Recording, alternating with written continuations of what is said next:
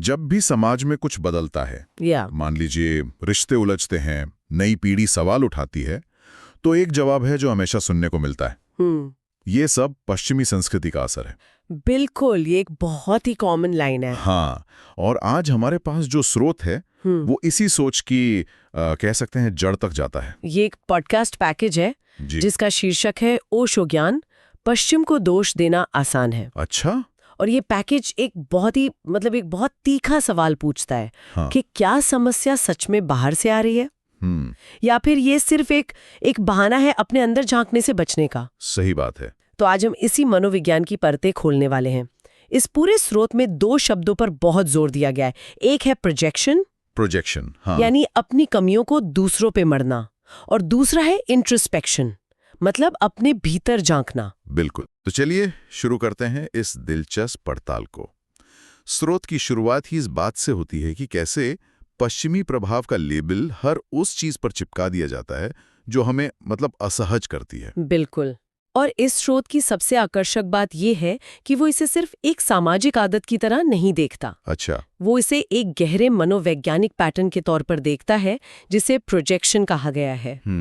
स्रोत में ओशो का एक उदाहरण है, मनुष्य अपनी छाया को दूसरों पर डाल देता है। अपनी छाया को? हाँ। इसका मतलब कितना गहरा है। जो अंधेरा, जो कमियां हमारे अपने अंदर हैं, हम उन्हें किसी और की दीवार पर देख रहे हैं। वाह। ये एक ऐसा आईना है जिसमें हम खुद को देखने से डरते हैं, इसीलिए उसका मुंह किसी और की तरफ कर देते हैं। ये प्रोजेक्शन शब्द सुनने में तो काफी साइकोलॉजिकल लगता है। असल जिंदगी में इसका क्या मतलब होता है? इसे आम भाषा में कैसे समझाया गया है? इसे बहुत ही सरल तरीके से समझाया गया है। मान लीजिए आपके घर के अंदर धूल मिट्टी है, लेकिन आप अपने घर की सफाई करने के बजाय पड़ोसी को कोस रहे हैं कि उसकी खिड़की गंदी है और उसकी वजह से आपका घर गंदा दिख रहा है। अच्छा, हाँ, ये तो बढ़िया उदाहरण है। यही प्रोजेक्शन है। मनोविज्ञान की भाषा में कहें तो ये एक तरह का डिफेंस मैकेनिज्म है। Defence mechanism? हाँ, जब हमारा मन, हमारा अहंकार या ईगो किसी ऐसी सच्चाई को स्वीकार नहीं कर पाता जो उसे चुभती है, जैसे मुझ में लालच है या मैं असहिष्णु हूं, तो वो इस भावना का बोझ उठाने के बजाय इसे बाहर किसी पर फेंक देता है।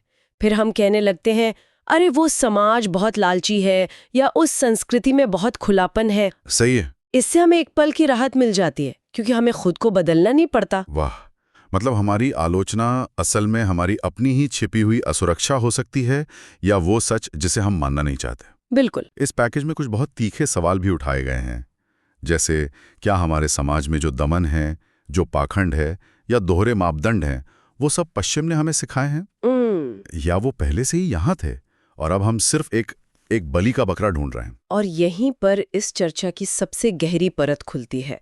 स्रोत में कमाल की बात कही गई है। क्या? जो स्वीकार नहीं किया जाता वो आरोप बन जाता है। जो स्वीकार नहीं किया जाता वो आरोप बन जाता है। हाँ, यानी जिन कमजोरियों को, जिन दबी हुई इच्छाओं को हम अपने भीतर स्वीकार करने की हिम्मत नहीं जुटा पाते, वही बाहर किसी पर इल्जाम बनकर निकलती है। अच्छा। ये अपनी पहचान को, अपनी सेल्फ इमेज को साफ सुथरा बनाए रखने का एक तरीका है। हम अपनी गंदगी को उठाकर दूसरे के आंगन में फेंक देते हैं ताकि हमारा घर पाक साफ दिखे। लेकिन असलियत में गंदगी तो वहीं की वहीं रहती है, बस नजर से ओझल हो जाती है कुछ देर के लिए। तो अगर अपनी कमियों को बाहर फेंकना यानी कि प्रोजेक्शन एक जाल है, तो इसका सीधा समाधान तो अपने अंदर झांकना, इंट्रोस्पेक्शन होना चाहिए। हाँ, बिल्कुल। पर यह सामग्री कहती है कि यह रास्ता बहुत कठिन है। इसमें क्या मुश्किल है? खुद के अंदर देखना इतना मुश्किल क्यों है? मुश्किल है हमारा अहंकार, हमारा ईगो। अच्छा। आत्मचिंतन या इंट्रोस्पेक्शन का पहला कदम ही ये स्वीकार करना है कि शायद गलती मुझ में है। ये मानना कि समस्या का स्रोत बाहर नहीं बल्कि मेरे भीतर हो सकता है, इसके लिए बहुत साहस चाहिए। सही बात है। हमारा अहंकार तो हमेशा खुद को सही साबित करने में लगा रहता है। उसे ये सुनना पसंद नहीं कि वो गलत हो सकता है, कि उसमें कोई कमी है।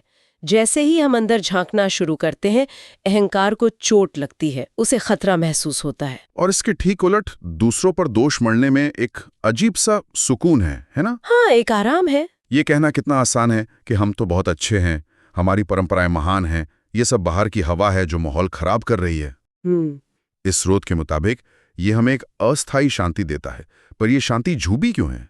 ये शांति एक नशे की तरह है, जो कुछ देर के लिए आपको अपनी तकलीफ भुला देती है, पर बीमारी को खत्म नहीं करती। अच्छा, जब हम पश्चिम को दोष देते हैं तो हम उस पल के लिए अपनी जिम्मेदारी से मुक्त हो जाते हैं। सही है, कोई जिम्मेदारी नहीं लेनी पड़ती। बिल्कुल, हमें कुछ बदलने की, कुछ सुधारने की जरूरत महसूस नहीं होती। हम एक आरामदायक भ्रम में जीने लगते हैं कि हम तो एकदम सही हैं, सारी गड़बड़ दुनिया में है। और शायद यही सोच, यही मानसिक आदत किसी भी व्यक्ति या समाज के विकास में सबसे बड़ी रुकावट है, क्योंकि जब तक कोई मानेगा ही नहीं कि वो बीमार है, तब तक वो इलाज कैसे शुरू करेगा? ये बहुत गहरी बात है। आप इलाज शुरू ही नहीं कर सकते, तो हम एक तरह से खुद को ही धोखे में रख रहे हैं। बिल्कुल। अच्छा, इस चर्चा में संस्कृति के प्रभाव पर भी एक दिलचस्प बात है। ये सामग्री कहती है कि कोई भी संस्कृति, चाहे पूरब की हो या पश्चिम की, वो रुकी हुई नहीं होती, वो एक बहती नदी की तरह है। बिल्कुल, और ये समझना बहुत जरूरी है। हम अक्सर संस्कृति को एक पत्थर की मूर्ति मान लेते हैं, जो हमेशा से ऐसी ही थी और हमेशा ऐसी ही रहेगी। हाँ, कि ये तो सनातन है, बदलेगी नहीं। हाँ, लेकिन सच तो ये है कि हर संस्कृति समय के साथ बदलती है, विकसित होती है। वो दूसरी संस्कृतियों से कुछ लेती है, कुछ अपना छोड़ती है। आज जिसे हम भारतीय संस्कृति कहते हैं, उस पर भी समय के साथ कितने प्रभाव पड़े हैं। बदलाव जीवन का नियम है और संस्कृति भी इससे अलग नहीं है। इसी से जुड़ा एक और बिंदु है जिस पर स्रोत जोर देता है, वो ये कि हर जगह अच्छाई और बुराई दोनों होती हैं। पश्चिम में सब कुछ बुरा ही नहीं है और पूरब में सब कुछ अच्छा ही नहीं। सही बात है। लेकिन होता ये है कि हम बिना सोचे समझे, बिना परखे किसी भी नई चीज को सिर्फ इसलिए खारिज कर देते हैं क्योंकि उस पर पश्चिमी का ठप्पा लगा है। ऐसा करके क्या हम कुछ खो रहे हैं? हम सीखने का, विकसित होने का एक बहुत बड़ा मौका खो रहे हैं। कैसे? जब हम किसी विचार को सिर्फ इसलिए नकार देते हैं क्योंकि वो एक खास दिशा से आया है, तो हम ज्ञान का अपमान कर रहे हैं। इससे एक बहुत मौलिक सवाल उठता है, जो स्रोत में भी उठाया गया है। क्या ज्ञान की कोई दिशा होती है? क्या सच पूरब या पश्चिम का होता है? बिल्कुल। ओशो का एक और विचार यहाँ एकदम फिट बैठता है। सत्य किसी एक दिशा का नहीं होता। सत्य तो बस सत्य है, चाहे वो न्यूटन के जरिए इंग्लैंड में प्रकट हो या बुद्ध के जरिए भारत में। जब हम दिशाओं में और लेबलों में उलझ जाते हैं तो हम सार खो देते हैं। हम सिर्फ बाहरी खोल को देखकर रह जाते हैं। तो इसका मतलब ये हुआ कि आंख बंद करके पश्चिम की नकल करना भी उतना ही गलत है जितना आंख बंद करके उसकी निंदा करना? बिल्कुल। दोनों ही छोर समझदारी से दूर हैं। हाँ, अंधानुकरण और अंधविरोध एक ही सिक्के के दो पहलू हैं। अच्छा। दोनों में एक बात कॉमन है, अंधापन। यानी बिना सोचे समझे, बिना अपनी विवेक बुद्धि का इस्तेमाल किए किसी चीज को अपना लेना या ठुकरा देना।